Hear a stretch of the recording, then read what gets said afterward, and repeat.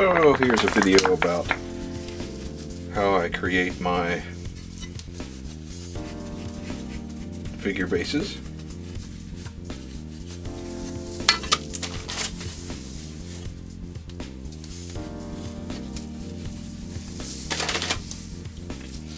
I cast them out of this stuff, Durham's water putty, which looks to be the same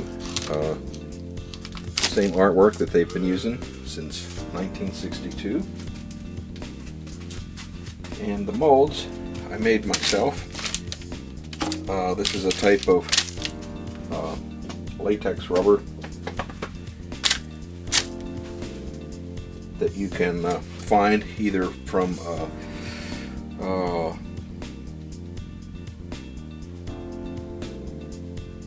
so we've got 1-inch bases for medium creatures.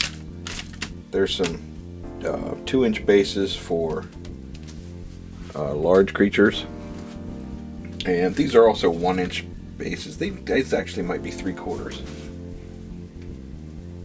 I use them for small creatures.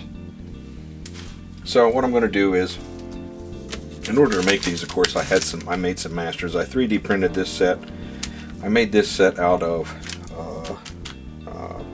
insulation foam that I cut out of the Proxxon cutter. It's they're kind of rough on the sides. Or no, you know what? No, this is a different batch. Ultimately, these came from that batch, but they've been cleaned up. So all I do is I make some masters. I stick them down with a little dab of white glue and a hunk of glass, build up a wall, then pour the stuff in, such as this. When it's all dry, pop it off. So all I'm going to do is fill these up and plop them down. The glass will smooth out the bottoms of them, so they'll all have nice smooth bottoms. And as you can see, they've all got middle spots, which leave a hole for magnets. So I've got this hunk of old wrapping paper on top of my table saw so that I don't get any plaster on it. And yeah, around Christmas time you can find this stuff pretty cheap, or you know, sometimes people are just throwing it away, your neighbor or your grandma or whatever. So tip number 2 is these fun red shop rags. So long as you don't get them greasy or anything, you can clean them up and use them over and over and over and over and over again. So I'm going to mix up. I don't know if I'm going to have enough to fill all these, but I've got them out and ready just in case. I'd hate to have my stuff mixed up and not have enough molds ready. So as soon as I get the top off of that,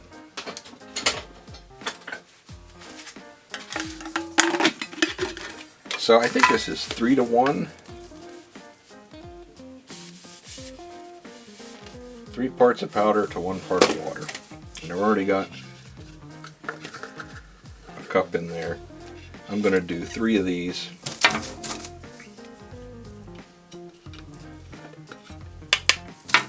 In one of these squishy containers. Once that's dry, I just crunch it up like that. It'll all crack out. I dump it out, and I'm ready to go again. Pretty good device for mixing plaster or whatever this stuff is. I suspect it's plaster with, I don't know what, like liquid glue or powdered glue in it or something. It's pretty tough. It's not too awful expensive. It's way tougher than plain old plaster. I wouldn't advise making bases out of plaster. They'll get beat up. But this stuff is durable as all get out.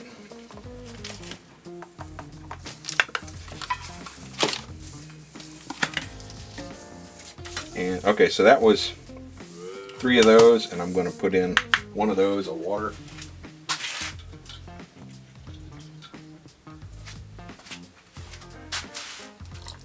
And I'm going to have a little bit more water standing by in case it's too thick.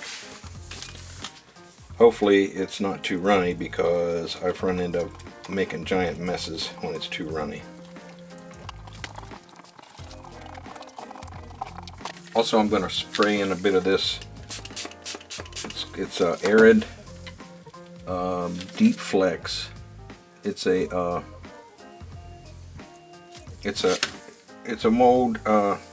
It's not a mold release. It says that it makes every plaster casting free of bubbles. I don't know if that's true or not. I do still get bubbles, but maybe just not as many. Oh, also, something else I'm going to employ.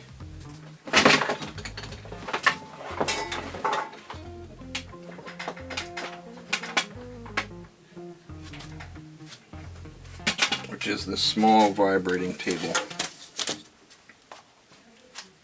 And that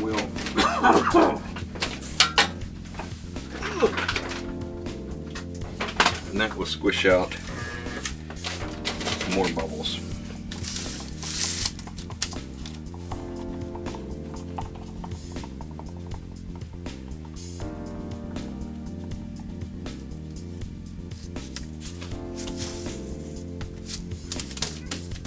Give that a little tap on the ground, on the table here, and that'll kind of settle everything.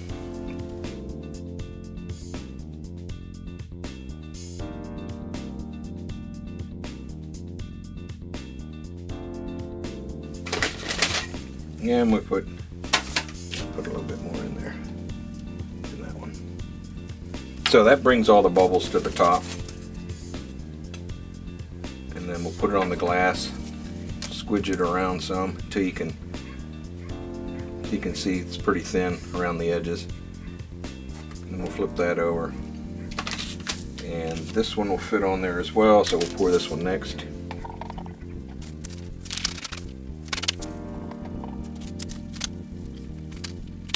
I get this probably more red.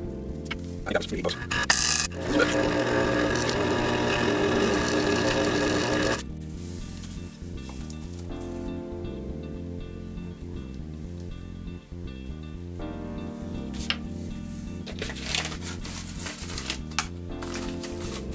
Hang on to that one. Put this one on.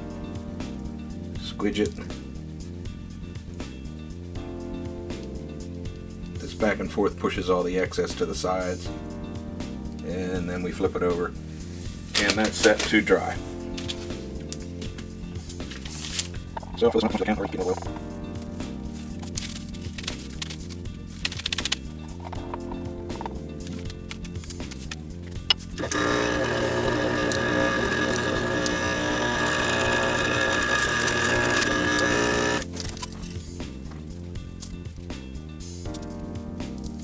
okay, guys, I don't know, maybe one of these 2 inches. That was good.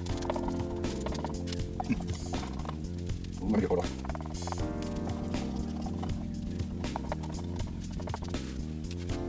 Pretty a lot better now. Maybe there's other bulbs open, so maybe we'll do that. That's another. So we'll cut the time. And a few days later, all the molds are dry.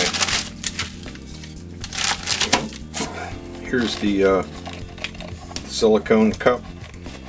How to clean that out, just scrunch it up, and all that's in there busts up. Looks like I gotta do a little bit of manual scraping. That's how that works.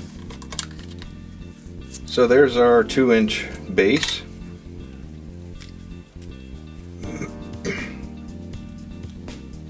Pop that right out of there. Oh, look at that big old air bubble.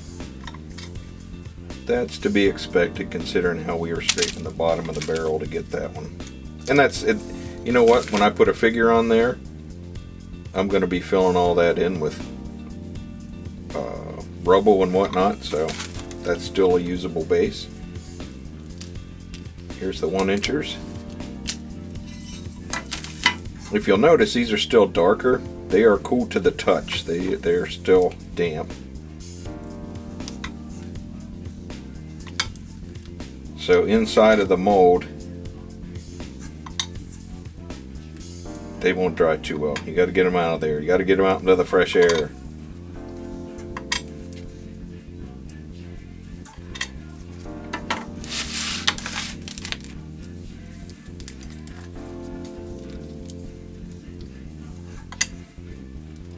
So these bases that the hole doesn't come all the way through, I use for figures that don't have a base. And sometimes I'll actually carve into that, or I'll add something to it.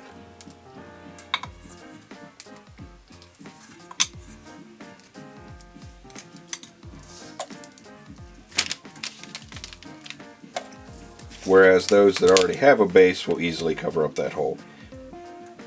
The ones with a hole in it are easier because you put that down on a flat surface, you put some glue around the edges, on the inside edges, you slide your magnet in until it touches the bottom, and then you're done. With these, you glue it, you put your magnet in, and then I slap it on top of a hunk of metal to make a good flush fit. But what you run into is a little bit of the glue seeps out, and it actually glues itself to the steel. Well, I'll show that on the next video, or maybe even at the end of this one, I don't know. All depends on how the time pans out. So to clean these, all I'll do is I'll put them in some water, and that'll loosen up all these thin little wispy hunks that are left behind. These, I'll stack them up, put them somewhere warm, and in a day or two they'll be ready for action.